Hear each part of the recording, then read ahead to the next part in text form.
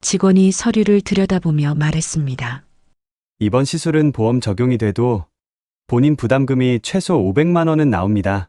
순간 머리가 하얘졌습니다. 제 통장엔 고작 200만 원 뿐이었으니까요. 저는 떨리는 목소리로 아들을 불렀습니다. 진호야, 엄마가 가진 돈이 200밖에 안 되네. 나머지 좀 보태주면 2달 안에 꼭 갚을게. 진호는 고개를 숙이고 한참 침묵하다가 결국 말했습니다. 어머니, 죄송하지만 저희도 빚이 많아서 지금은 힘들어요. 그때 며느리가 한마디 덧붙였습니다. 어머니, 신용카드 있으시잖아요. 병원비는 할부로 내시면 돼요. 그녀의 말투는 공손했지만 싸늘했습니다. 저는 애써 미소 지으며 중얼거렸습니다. 그래, 엄마가 알아서 해볼게. 안녕하세요. 저는 올해 68살이 된 김영자입니다. 새벽 5시 눈꺼풀이 저절로 열렸습니다. 알람도 울리지 않았는데 몸이 먼저 반응했습니다. 30년 넘게 같은 시각에 일어나다 보니 이제는 습관이 뼛속 깊이 박혀버린 듯 했습니다. 오늘도 시작이구나. 작게 중얼거리며 이불을 밀쳐냈습니다. 서울 외곽 오래된 주택의 2층 방. 낡은 창문 사이로 스며든 새벽 공기는 서늘했고 아래 골목길은 아직 적막에 잠겨 있었습니다. 세상에서 저 혼자만 깨어있는 듯한 고요함이 오히려 낯익었습니다. 삐걱대는 계단을 내려와 부엌으로 향했습니다. 싱크대 앞에 서니 오늘 담을 반찬들이 머릿속에 차례대로 떠올랐습니다. 무말랭이 무침, 콩나물 무침, 도라지볶음, 단골 손님들이 즐겨 찾던 것들. 도마 위에 놓일 재료들이 벌써 제 손끝을 간지렸습니다. 영자야, 일어났지? 이웃집 순옥이의 노크 소리와 함께 들려온 친근한 목소리. 응, 또 하루가 시작됐네. 장사 준비해야지. 저는 환하게 웃으며 대꾸했습니다. 순옥은 반찬가게 단골이었다가 세월이 쌓이면서 제 곁을 지켜준 몇 안 되는 친구가 되었습니다. 이제 곧 70인데 몸 좀 챙겨. 무리하지 말고. 괜찮아. 움직여야 덜 아프다잖아. 저는 장바구니를 움켜쥐며 고집스럽게 웃었습니다. 새벽 시장의 풍경은 언제나 제 피로를 잊게 했습니다. 사람들 목소리, 채소 깎는 소리, 생선 비늘 긁는 소리, 무거운 상자를 내리는 쿵 소리. 이 소란스러움이 제겐 정겨운 자장가 같았습니다. 영자 씨, 오늘도 부지런하시네. 오래 알던 생선가게 사장이 손을 흔들었습니다. 사장님도 고생 많으세요. 저는 싱싱한 콩나물, 아삭한 무, 향긋한 도라지를 하나하나 골라 담았습니다. 손님들의 얼굴이 자연스레 떠올랐습니다. 이건 최 씨 할머니가 좋아하시지. 이건 젊은 신혼부부가 잘 사가더라. 제 장바구니 속엔 단순한 식재료가 아니라 오랜 인연이 함께 들어 있었습니다. 가게에 돌아와 도마 위에 물을 올리자 익숙한 칼질 소리가 가게 안을 가득 채웠습니다. 수천 번은 반복했을 리듬. 고춧가루와 다진 마늘의 향이 코끝에 스며들고 무거운 솥뚜껑을 열자 뜨거운 김이 피어올랐습니다. 정성 들이면 맛은 배신하지 않지. 혼잣말을 하며 간을 봤습니다. 매콤하면서도 시원한 맛이 입안에 퍼졌습니다. 아침 9시 반, 첫 손님이 들어섰습니다. 사장님, 콩나물 무침이랑 도라지 볶음 주세요. 네, 금방 드릴게요. 손님들이 맛있게 먹는 얼굴을 보면 새벽의 고단함이 눈 녹듯 사라졌습니다. 그것이 저를 이 자리로 다시 불러 세우는 힘이었지요. 점심시간이 지나고 가게가 잠시 한산해진 틈에 습관처럼 핸드폰을 열었습니다. 통장 잔고 확인 버튼을 누르자 숫자가 눈앞에 떠올랐습니다. 잔액 200만 원. 순간 눈앞이 아득해졌습니다. 30년 동안 굽은 허리로 모은 돈이 아들의 결혼식 한 번에 사라졌던 기억이 떠올랐습니다. 손가락 마디에 굳은 살이 더 시리게 느껴졌습니다. 작년 가을, 제게는 하나뿐인 아들 진호가 장가를 갔습니다. 남편과 35에 사별한 뒤 홀로 키워낸 아이. 늘 아버지의 빈자리를 느낄까봐 미안했고, 그래서 결혼만큼은 부족함 없이 해주고 싶었습니다. 저는 결혼 자금, 신혼집 전세 보증금까지 있는 돈 없는 돈 다 내어주었습니다. 현금을 봉투에 넣어 건네던 그날이 아직도 생생합니다. 진호야, 큰 돈은 아니지만 받아라. 너 전세금에 보태 쓰거라. 어머니 정말 감사합니다. 평생 잊지 않을게요. 그날 아들의 눈빛은 감격으로 젖어 있었고 저는 행복했습니다. 내가 고생한 세월이 헛되지 않았구나. 가슴이 뭉클했지요.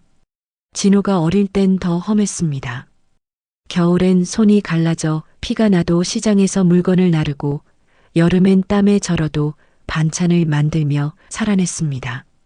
아들만 잘 되면 그걸로 족하다며 저는 제 몸을 갈아 넣었습니다. 우리 진호만 잘 되면 나는 괜찮아. 그 말로 매일을 버텼습니다. 결혼 이후 아들은 가끔 안부 전화를 걸어왔습니다. 어머니, 잘 지내세요? 응, 나야 괜찮지.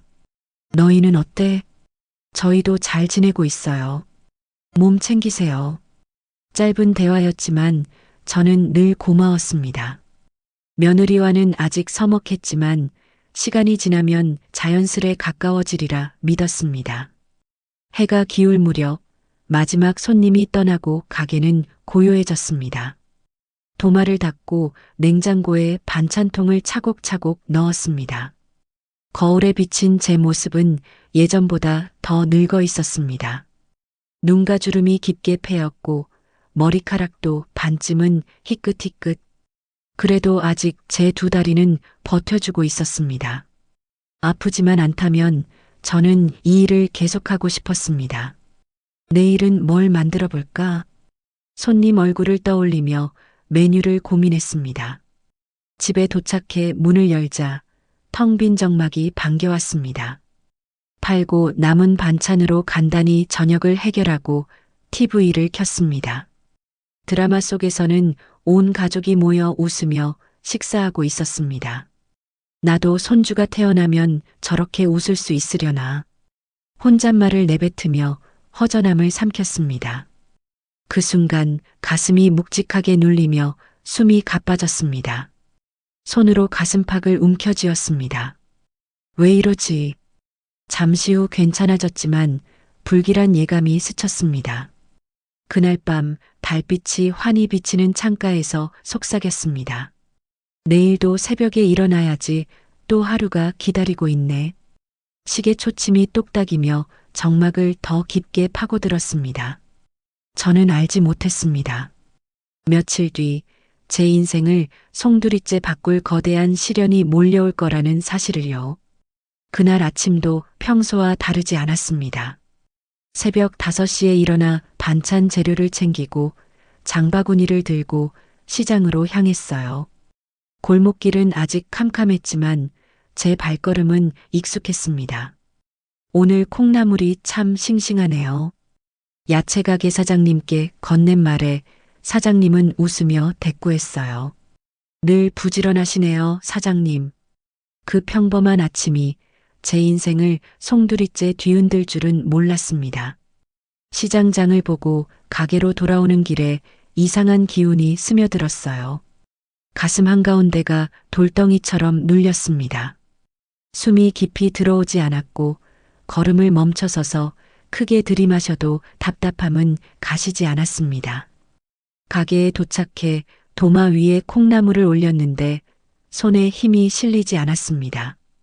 평소 같으면 일정한 박자로 썰리던 칼질이 오늘은 덜덜 떨렸습니다. 왜 이러지? 이마에 식은땀이 맺히고 손끝이 차갑게 식어갔습니다.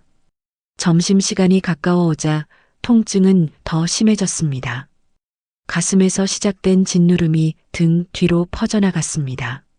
마치 누군가 제 심장을 주먹으로 움켜쥔 듯 했어요. 아, 가슴이 왜 이러지?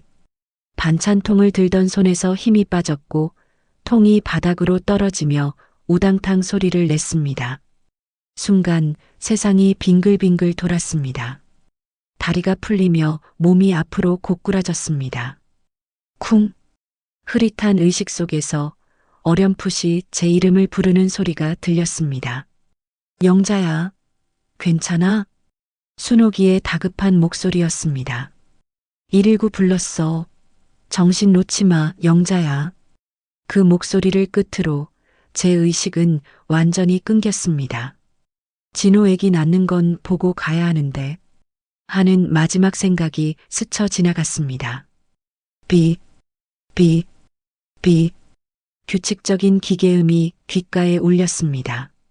눈을 뜨니 하얀 천장이 보였고 코끝에는 소독약 냄새가 스며들었습니다. 몸을 조금만 움직여도 가슴이 묵직하게 눌렸습니다.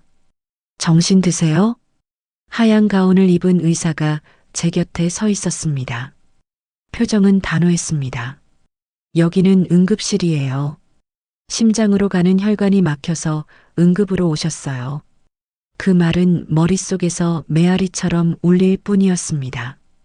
혈관이 막혔다니, 심근경색이라니. 잠시 후 병실 문이 열리며 진호와 며느리 수진이 허겁지겁 들어왔습니다. 진호의 얼굴은 잿빛이었고 수진은 긴장된 얼굴로 저를 내려다봤습니다. 의사가 말했습니다. 막힌 혈관을 뚫는 스텐트 시술을 바로 진행해야 했습니다. 다행히 시술은 잘 끝났고 지금은 안정된 상태세요. 하지만 이후 관리가 꼭 필요합니다. 의식이 흐릿할 때 진호가 떨리는 손으로 동의서에 서명하는 장면이 어렴풋이 떠올랐습니다. 수진의 표정은 불안과 부담이 뒤섞여 있었습니다. 시술 후 저는 중환자실에서 일반 병실로 옮겨졌습니다. 가슴에는 여전히 묵직한 통증이 남아 있었지만 삐삐 울리는 기계음이 제 생명을 붙잡고 있다는 사실에 안도했습니다. 곁에 앉아있던 진호가 제 손을 꼭 잡았습니다. 그 손이 따뜻했지만 그의 눈빛은 어딘가 흔들리고 있었습니다. 얼마 지나지 않아 하늘색 조끼를 입은 원무과 직원이 병실에 들어왔습니다. 손에 들린 서류를 살펴보며 조심스레 말했습니다. 이번 시술은 건강보험이 적용되지만 본인 부담금이 꽤 발생합니다. 입원 기간에 따라 대략 500에서 800만 원 사이로 정도 예상됩니다. 입원 기간과 검사 여부에 따라 변동은 있을 수 있고요. 순간 머리가 하얘졌습니다. 내 통장엔 고작 200만 원 뿐인데 심장이 다시 쿵쾅거렸습니다. 직원은 친절하게 설명을 마치고 곧 나갔습니다. 병실에는 적막이 감돌았습니다. 저는 조심스레 입을 열었습니다. 진호야, 엄마가 작년에 내 전세금 보태준다고 가진 돈 다 끌어다 썼잖니? 지금은 통장에 200만 원밖에 없네. 나머지 금액만 내가 보태주면 엄마가 2달 안에는 꼭 갚을게. 목소리는 떨리고 눈가가 저절로 젖어들었습니다. 진호는 고개를 숙인 채 한참 말을 잇지 못했습니다. 한숨 섞인 침묵 끝에 진호도 어렵게 입을 열었습니다. 어머니, 지금 저희도 현금이 하나도 없어요. 결혼 준비하면서 빚도 많고 카드도 많이 써서 당장은 그 돈 만들기가 어려울 것 같아요. 그 말에 제 심장이 또 한 번 내려앉았습니다. 그래, 그러면 어쩔 수 없지. 엄마가 다른 방법을 찾아봐야겠네. 제 목소리는 거의 속삭임이었습니다. 그때 수진이 곁에서 차갑게 거들었습니다. 어머니, 신용카드 있으시죠? 요즘은 할부로 병원비 처리도 가능하니까 그렇게 하시는 게 좋을 것 같아요. 저희도 상황이 안 돼서요. 그녀의 말투는 공손했지만 마음을 다든 듯 차가웠습니다. 저는 서운함을 삼키며 억지로 웃는 표정을 지었습니다. 그래, 괜찮다. 엄마가 알아서 해볼게. 진호는 제 눈을 피한 채 일어섰습니다. 어머니, 죄송해요. 정말 저희도 지금 사정이 너무 힘들어서요. 혹시 너무 안 되시면 그때 다시 말씀해 주세요. 말끝을 흐리며 병실 밖으로 나가버렸습니다. 저는 그 자리에 얼어붙은 듯 앉아 있었습니다. 눈앞에서 아들의 얼굴이 어른거렸지만 그 얼굴은 따뜻한 위로가 아니라 차갑게 닫힌 문 같았습니다. 30년 넘게 홀로 키워온 아들인데 정작 제가 목숨이 왔다 갔다 하는 순간 이렇게 등을 돌리다니 가슴 깊은 곳에서 툭 하고 무언가 끊어지는 소리가 났습니다. 눈물이 뜨겁게 흘러내렸습니다. 내가 이렇게 기댈 곳이 없구나. 허공에 흩어진 제 혼잣말은 메아리도 남기지 않았습니다. 창밖으로 붉게 저무는 해가 병실 벽을 물들였지만 제 마음은 까맣게 가라앉아 있었습니다.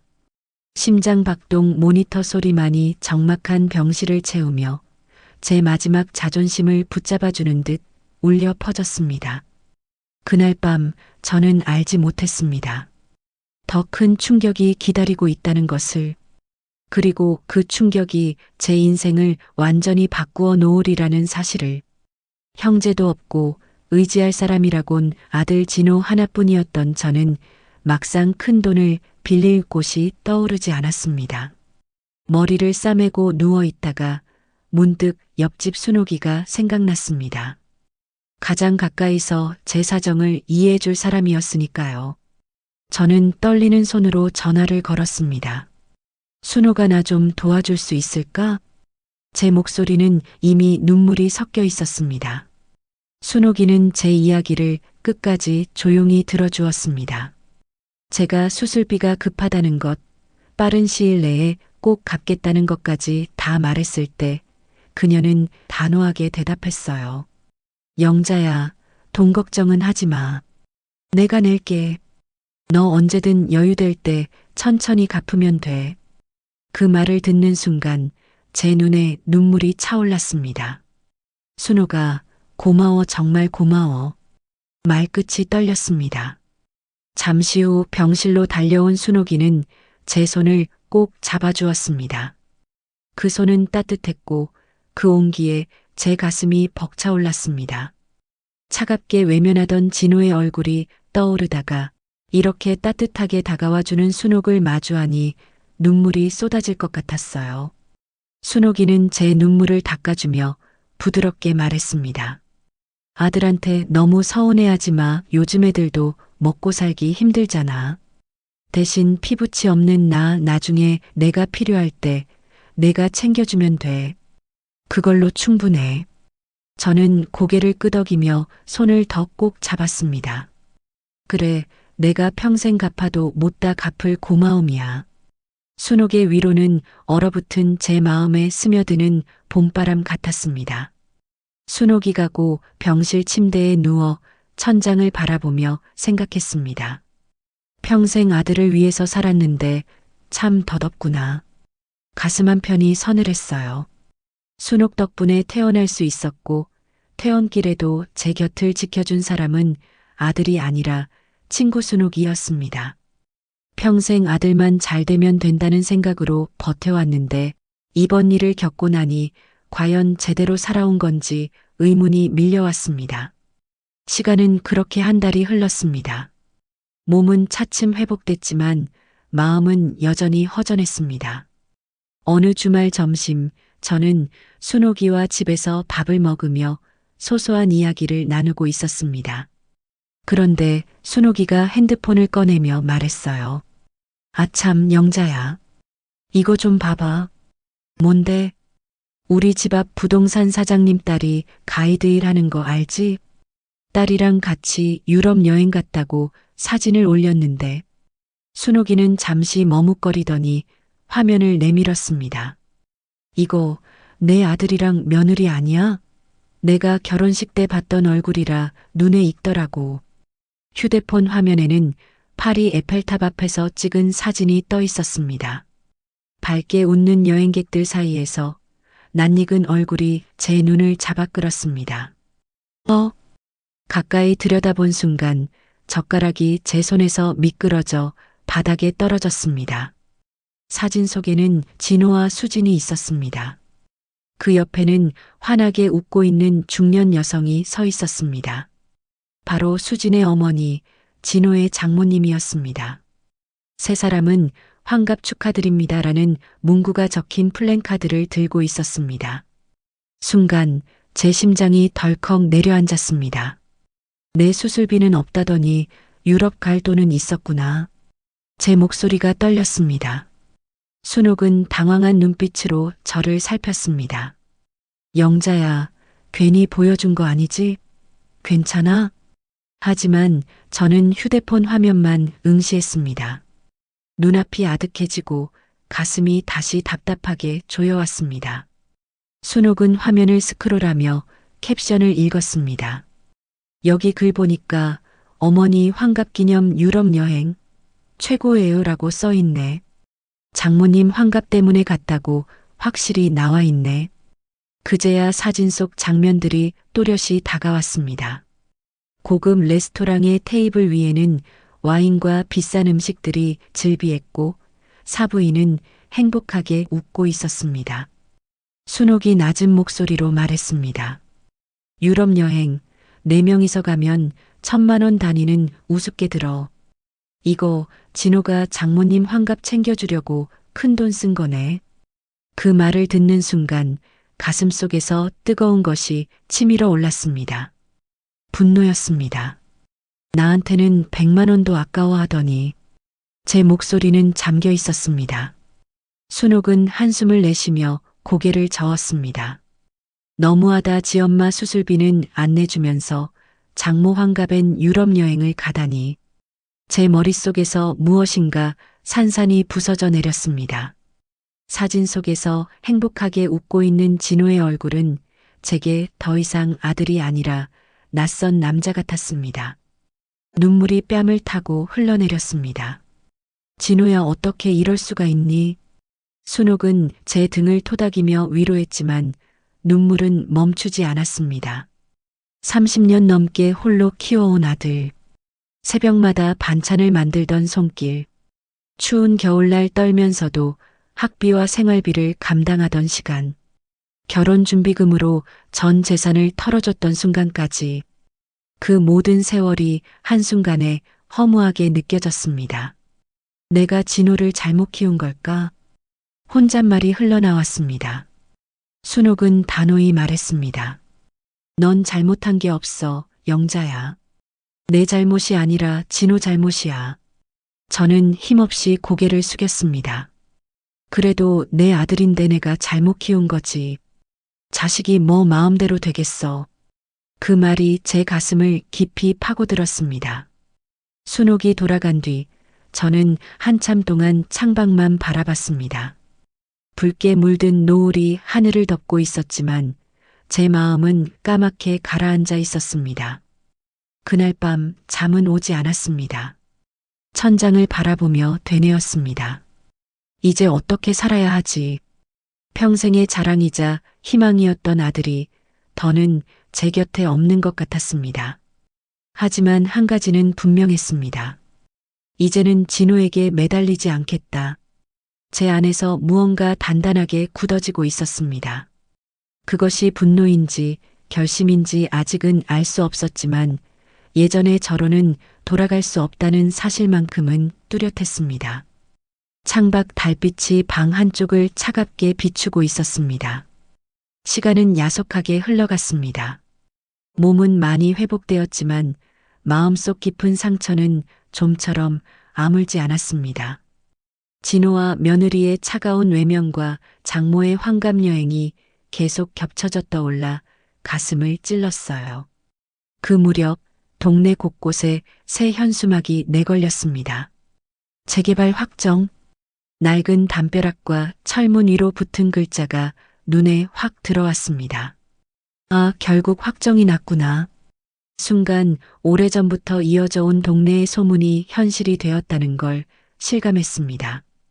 사실 제가 살고 있는 이 집은 제 남편과 함께 진호를 키우며 30년 넘게 살았던 곳이었습니다. 그런데 이제 곧 헐려버릴 운명이 된 것이죠.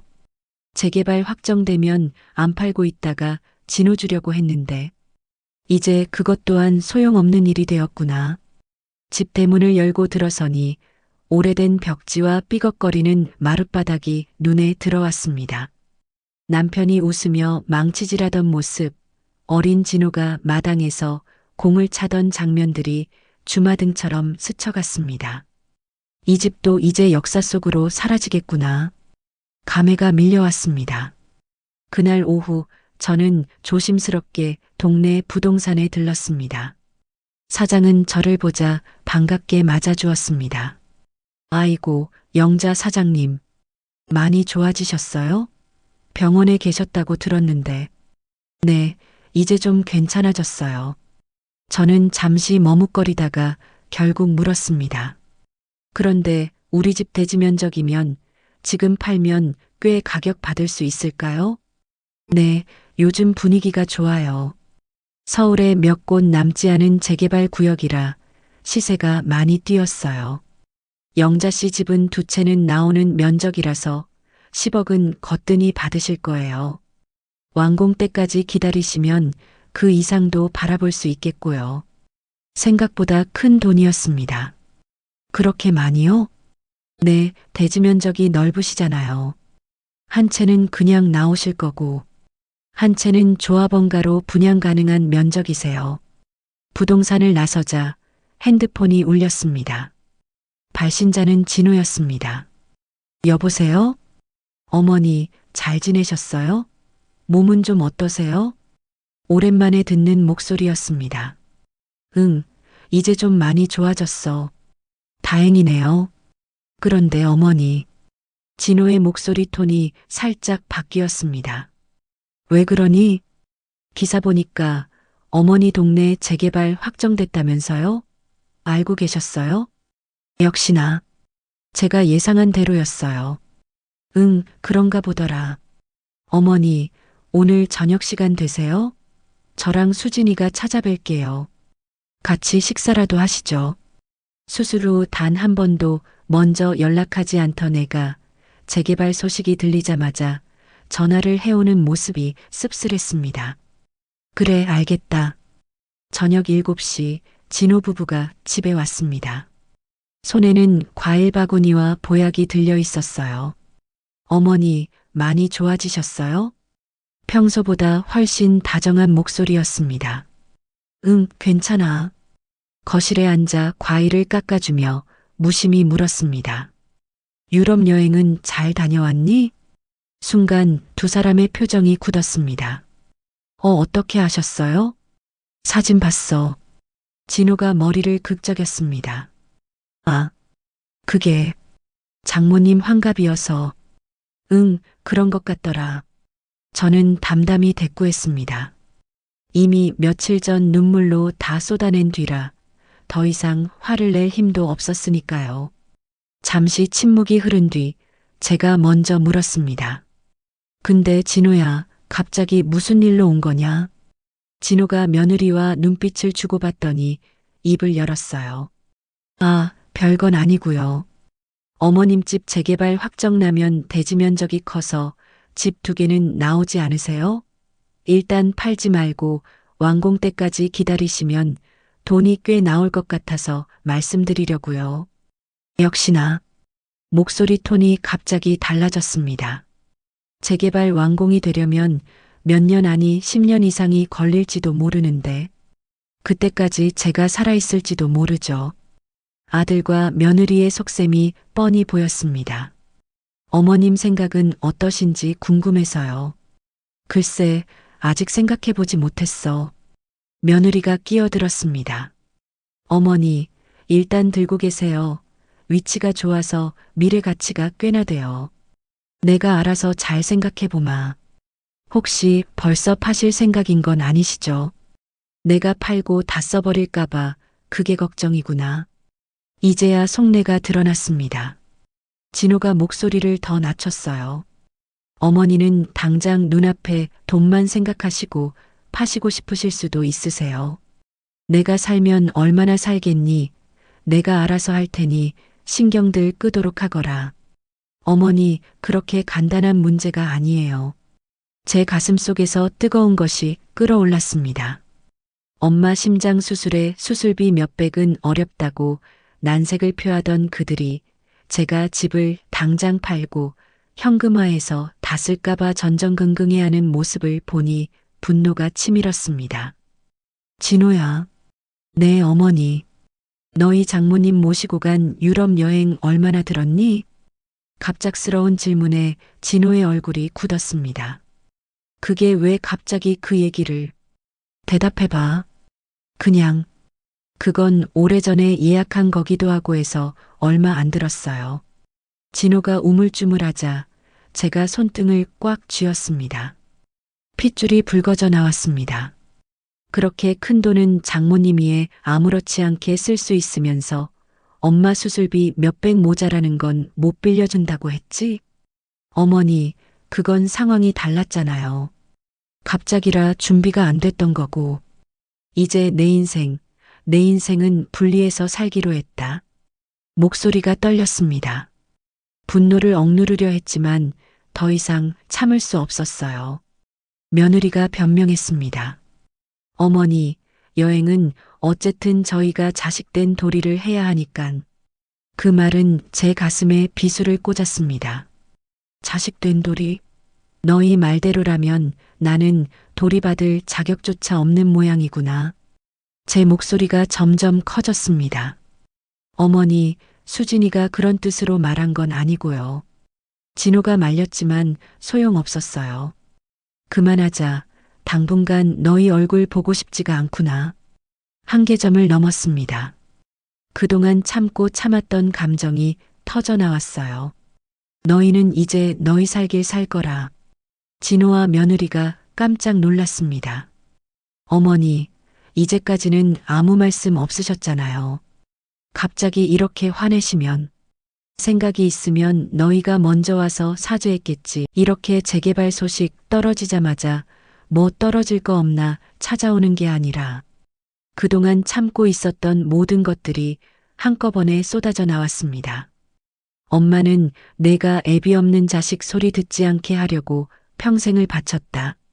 너 결혼할 때도 부족함 없이 해주려고 내가 모은 돈을 다 줬다.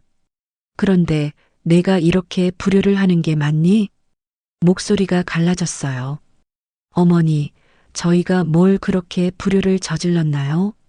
며느리의 말에 저는 완전히 폭발했습니다.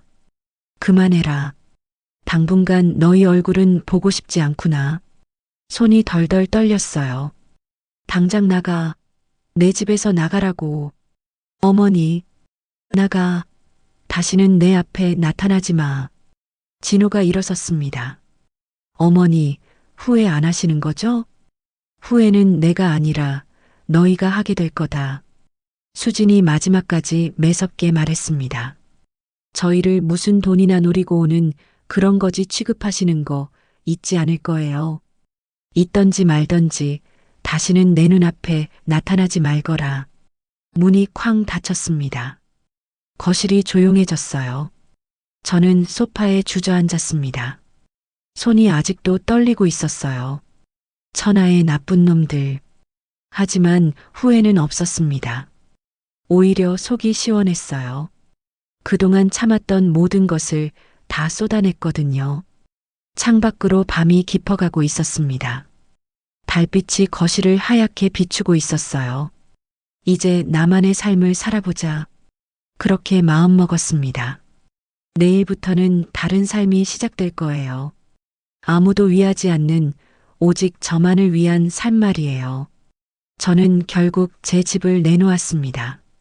동네에 불어닥친 재개발 열기 덕분에 매물로 내놓자마자 금세 거래가 성사되었죠. 사장님, 축하드려요. 이제는 펑펑 쓰면서 편히 사셔야죠. 부동산 사장의 말이 귓가에 맴돌았습니다. 30년 넘게 쌓아온 기억들이 담긴 집이었지만 정작 손을 떼는 순간 제 마음은 의외로 홀가분해졌습니다. 통장에 도착한 금액을 확인하며 묘한 기분이 들었습니다. 30년 넘게 손때 묻혀 지낸 집이 이렇게 큰 돈으로 변하다니. 이제 어디로 이사 가실 거예요? 그냥 작은 집 하나 장만해서 가게도 정리하고 편하게 지내려고요. 사장은 고개를 끄덕이며 미소를 지었습니다. 이제라도 좀 쉬셔야죠. 집으로 돌아와 짐들을 정리하기 시작했습니다. 수십 년 넘게 제 손때가 묻은 주방 도구들, 낡은 냉장고와 가구들, 손잡이가 다른 국자까지 하나하나 버릴 때마다 가슴이 먹먹해졌습니다. 이곳에 서서 참 많은 날들을 보냈구나. 혼잣말을 하며 손을 멈추기도 했습니다. 하지만 동시에 이 모든 짐을 내려놓는 순간 나도 새롭게 시작할 수 있겠구나 하는 생각이 들었습니다. 며칠 뒤 순옥과 함께 새 집을 계약했습니다. 깨끗한 투룸이었는데 햇볕이 잘 들어 마음에 쏙 들었어요. 여기서 새 출발을 하면 다 잘 될 거야. 순옥이의 말에 고개를 끄덕이며 창밖을 바라봤습니다. 그래, 이제 여기서 내 삶을 다시 써야지. 이사날 마지막으로 옛집을 둘러봤습니다. 현관문 옆 벽에 남아있는 키 작은 진호의 낙서, 거실 구석에 남아있던 낡은 의자까지 아들과 남편의 추억이 고스란히 배어 있었습니다. 현관문을 닫으며 열쇠를 돌렸습니다. 찰칵! 그 소리가 유난히 크게 들렸습니다. 안녕, 그동안 고마웠다. 문에 손을 대고 작게 인사했습니다. 새 아파트에 들어서니 오후 햇살이 거실 가득 번졌습니다. 짐은 많지 않았습니다. 필요한 것만 가져왔기에 정리도 금방 끝났습니다. 고요한 공간에 앉아 있으니 낯설었지만 이상하게 외롭지는 않았습니다. 오히려 마음이 평온했습니다. 그 다음 날부터 새로운 일상이 시작되었습니다. 아침엔 알람 없이 일어나 하고 싶은 일을 했습니다. 가장 먼저 순옥과 여행 계획을 세웠습니다. 가까운 제주도부터 가볼까? 처음으로 여행용 캐리어를 샀습니다. 김영자라는 네임택을 달아보니 왠지 가슴이 벅차올랐습니다. 제주도 여행은 제 인생의 전환점이었습니다. 푸른 바다를 걸으며 바람을 맞을 때 내가 이렇게 자유로울 수도 있구나 하는 생각이 절로 들었습니다. 맛있는 회를 먹으며 순옥과 웃음꽃을 피웠고 시장에서는 값싼 기념품을 사며 소녀처럼 설레었습니다. 여행을 다녀온 후에는 평생의 꿈이었던 그림을 배우기 시작했습니다. 동네 복지관 수채화 교실이었죠. 처음 그려보세요? 네, 평생 처음이에요. 처음 치고는 색을 잘 쓰시네요.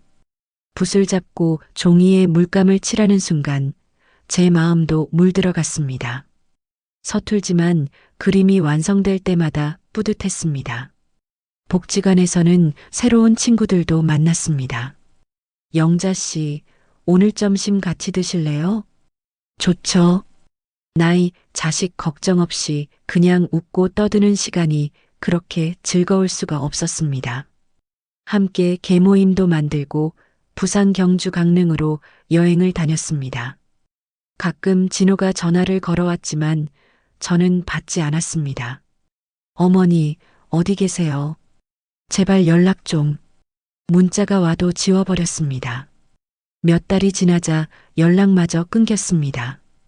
이제 포기했나 보구나. 섭섭하기보다는 오히려 속이 시원했습니다. 그 사이 저는 완전히 달라졌습니다. 머리 모양도 바꾸고 새 옷도 샀습니다. 거울 속 제 모습이 전보다 훨씬 밝아 보였습니다. 영자야, 요즘 얼굴이 정말 좋아. 순옥의 말에 웃으며 대답했습니다. 마음이 편해서 그런가 봐. 정말 그랬습니다. 아들 걱정, 돈 걱정이 사라지니 몸과 마음이 모두 가벼워졌습니다. 가을이 되자 독서 모임에도 들어갔습니다. 한 달에 한 권 책을 읽고 토론하는 자리였는데 눈치만 보며 살던 예전의 제가 아니었습니다. 제 생각을 당당히 말하며 사람들의 이야기도 진심으로 들을 수 있는 여유가 생긴 것 같았습니다. 그러던 어느 날 문화센터에서 뜻밖의 제안을 받았습니다. 사장님, 아니 영자 씨, 혹시 반찬 강좌 한번 맡아보시겠어요? 처음엔 당황했지만 결국 수락했습니다. 첫 수업날 수강생들이 말했습니다. 선생님이 알려주신 레시피 집에서 바로 해봤는데 정말 간단하고 맛있어요. 매일 하는 반찬만 익혀도 참 편하네요.